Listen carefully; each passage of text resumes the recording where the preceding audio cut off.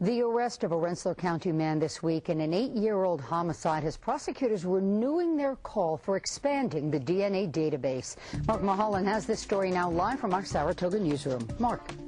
Well, Benita, when Michael Mosley was convicted of attempted assault, he was ordered to submit his DNA.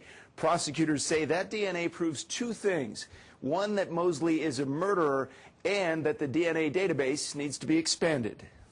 It was a January night in 2002. 27-year-old Samuel Howley and his 18-year-old girlfriend, Arica Schneider, are found dead in their Troy apartment.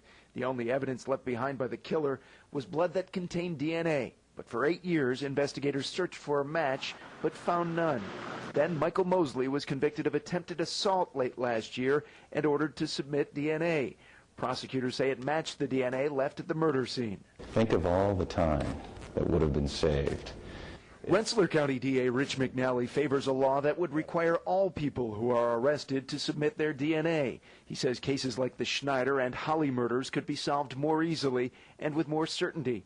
Michael Mosley had been arrested several times between the 2002 murder and now, but a change in the law required him to submit DNA for the first time late last year. If DNA is in the database, we wouldn't have wasted the last 8 years. McNally supports a current bill backed by the New York DA's Association and the governor that would expand the database to include everyone convicted of a crime.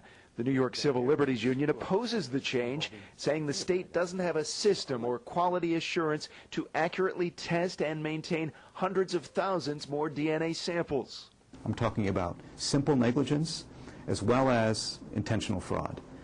Mislabeling of samples. You may make law enforcement less efficient, less effective, more susceptible to error by overloading the system with DNA samples.